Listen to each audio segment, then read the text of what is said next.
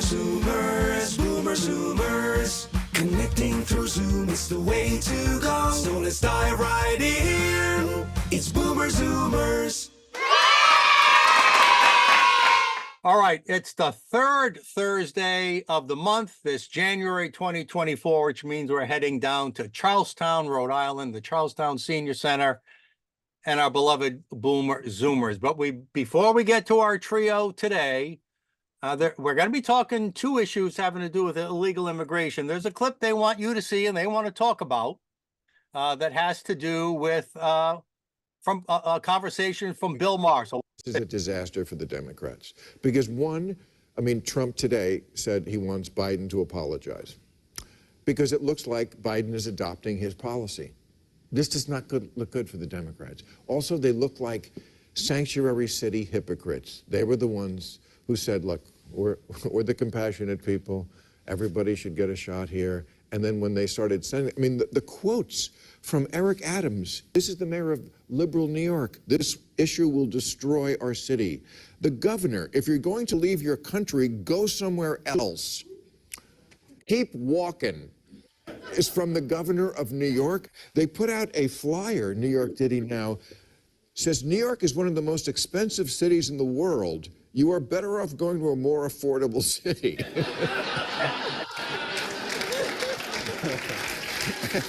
Because I feel like this is a disaster. Oh, wow. Exactly. Democrats are split on this, the federal versus the local Democrats. Bill, what's your point with all this? Well, I think it's rather interesting, Mike. These are the Democrats in these, particularly in these very liberal cities, they were welcoming them. Matter of fact, they were providing Xboxes and popcorn machines and all this stuff.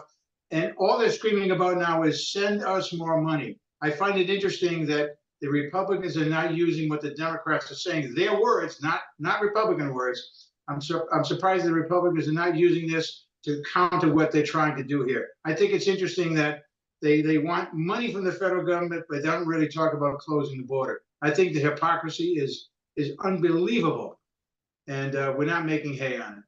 All right. I aired and not introducing your trio right away. Of course, you're Bill Isabella. You're with us every other week, as is pretty much all the time Ken McCourt. And we welcome back, haven't seen Jack in a while, but Jack Nelson, welcome back to Boomer Zoomers here on my In the Dugout show. So Jack, what struck you about that clip from Bill Maher?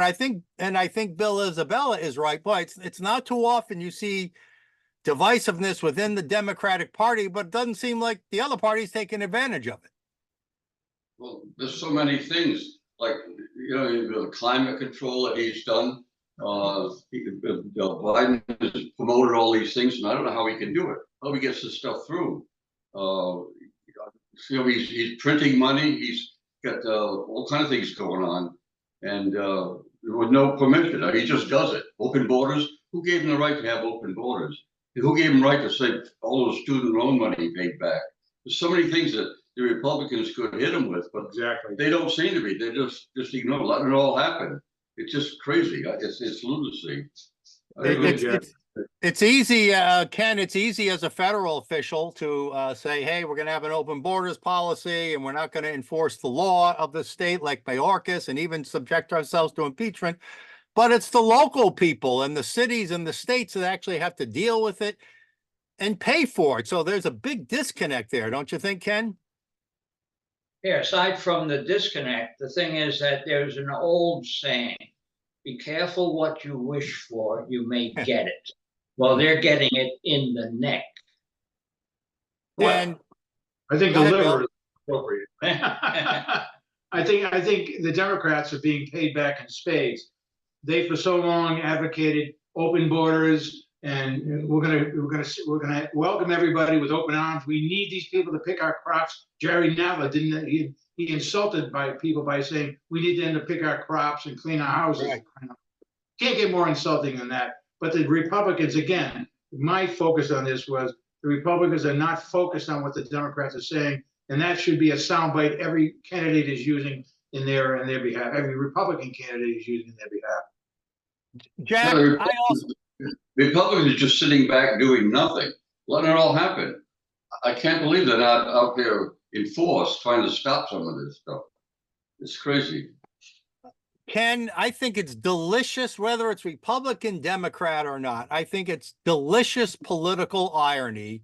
Whoever Yep. said it earlier, you get what you asked for. All these mayors and states bragged about being welcoming places for illegal immigrants.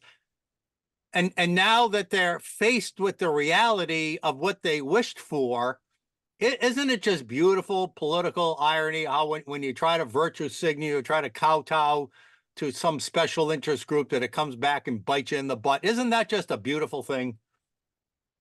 This irony that you talk about, is that the opposite of wrinkly? Because that's what they are now. They're all wrinkly. Wrinkly? Oh, As I see. opposed- Iron wrinkle. I get it. Ah, boy, you're a little too clever for me today. My goodness. That was a stretch. It's like the joke about the umbrella. It's over our head. You know what I mean? That's like a Rodney Dangerfield joke or something Yeah, like that. Went well, right there you over go. my head on that. This is your Rodney Dangerfield, Mike. So Yeah, I don't get no respect. yeah, no kidding.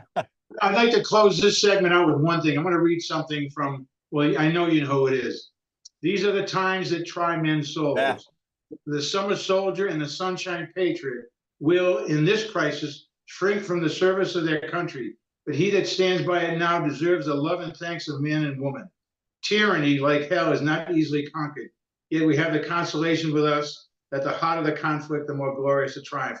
We've got to stop thinking in terms of, that was Thomas Paine from the American Crisis. We need to stop thinking in terms of political affiliation. Are you a patriot or not? If you're a patriot, you want to make American first. And this immigration crisis is a patriotic issue, not a Democrat, not a liberal, not conservative, not Republican. Yeah, and I would say beyond patriotic, it's just constitutional. The law, the Constitution, the laws of this land say That's we need to exactly right. need to not have open borders. So you're right, it's patriotic, but it's even in the four corners of the Constitution and the laws of this country. All right, let's move on to the second topic, and I'll show this headline here. This is from you sent me. This is from News Nation. And we all know the story a few weeks ago, or however long that was, when there was a storm coming through New York. All the illegal immigrants that were being housed in temporary tents in a park were moved into a school, and the students were sent home. Talk about having national policy impact local education, local matters. Wow. Again, you get what you ask for, right, Jack? I guess so. You know something nobody's talked much about? How about the sickness or the stuff, the things that those people are bringing in? They've got all kinds of diseases, and we're not. You know, the buses. They contaminated the buses. They contaminated the school rooms. It could open up a Pandora's box just on that alone. Be a mess. Let me jump in here, Mike. I think what's happened is we've got some, depending on who's counting, 15 million illegal people in this country. Some good, some not so good. We do not have a plan as to what to do with them. And that's the basic issue here. I am a compassionate person. I don't care who you are, how you got here. I do not want to see you starve. I don't want to see you freeze. We need to do something. And what we're doing now is we're displacing citizens, in this case students, with immigrants because we don't know what to do. We have no plan. The people that allow this to happen have absolutely no plans as to what and how to handle it. In Massachusetts, we know that guests were kicked out of hotels, so hotels could be used as migrant shelters right over the border, right over in Massachusetts. Ken, what about this New York school story, these kids being displaced because of the immigrants, bothers you the most? All right, I have three things to talk about with that. Number one, this idea of remote learning, distance learning, whether you use Zoom or Skype or virtual classrooms, it doesn't work. We learned that from the pandemic. That type of learning doesn't work. Second, no habla inglés, señor. These people don't speak English. How are they going to learn? And the third thing, which Jack mentioned briefly, before I could send any of my kids or my grandkids to a public school for education, they had to be inoculated against such things as measles and whooping cough, which, by the way, are starting to pop up in different places all across the country. And for some reason, the CDC can't figure out why. Yeah, yeah.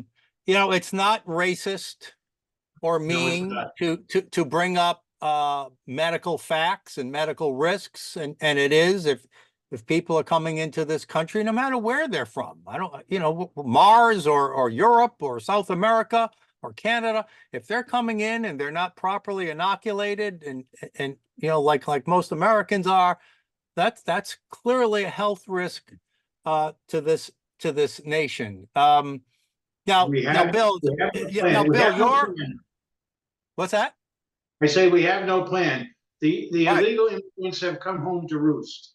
We have no. But you're right. That's part of the plan too. Not only where do we house them, not only how do we feed them, not only how do we provide health care to them, but how do we make sure they're not bringing in diseases from other countries, that they may come from, wherever that is. Now, is this an issue? Now, Bill, your current events group is broad. It's not all conservative. It's not all liberal or moderate. Bill Maher is a pretty left-wing Democrat guy, but he understands the irony of all this and the negativity of these open borders. Was your group in general in agreement that this closing of this school? Because I know you discuss all this with your group. Were they in general or unanimous agreement that was a wrong thing to do, to close those schools and send those kids home? Good question, great observation. The fact of the matter is, last week we had we raised the level of emotion in the room every time we meet. This past week a little bit higher, simply because there was some people say get rid of them all, deport them all, and there were others saying we have to do this humanely. We can't just say everybody go back. So we had an in-depth discussion about who should stay, who should go, and how it should be administered. Generally speaking, we had a difference of opinions across the entire bandwidth of this. So we had some people want to send them back now. Some people say not so much never, but you have to do something really bad. Others, like myself included, is saying we have to leave some of these people here. We are not going to, as a country, get rid of 50 million people overnight. It's not going to happen. How about over 5 years? I don't know. Jack, what's your feeling on deportation versus assimilation? I can't see how we can deport them all. I don't see that's an option. But what we should be doing is stopping it. I mean, they're not doing a darn thing to stop this thing. It's still going strong. They're coming in by the thousand. It doesn't. It's lunacy. It doesn't make any sense. Yeah, and no other immigration reform matters as long as the flow and the spigot is still wide open, right? Nothing Right. else matters, right? Right. They want more money, but it's not. They want it not to stop them, but to keep on housing them. Yeah, they wanted to process them, right, and to accommodate them. Ken, you get the final word on the whole larger topic of open borders and illegal immigration. I think that if our little community here in Rhode Island was in El Paso, that we would not have such a division of opinion as to what to do. No, that's true. I don't know that we're experiencing it firsthand like New York City is. I tend to think a lot of the supposed affordable housing crisis in this state is due to where do we put these undocumented immigrants? I think that's largely the whole. Yes, we have high prices, but I think when they talk about an affordable housing crisis, I think they're referring to undocumented immigrants in this state, and they won't tell us how many are in this state. The city of Providence won't tell us. The school systems won't tell us.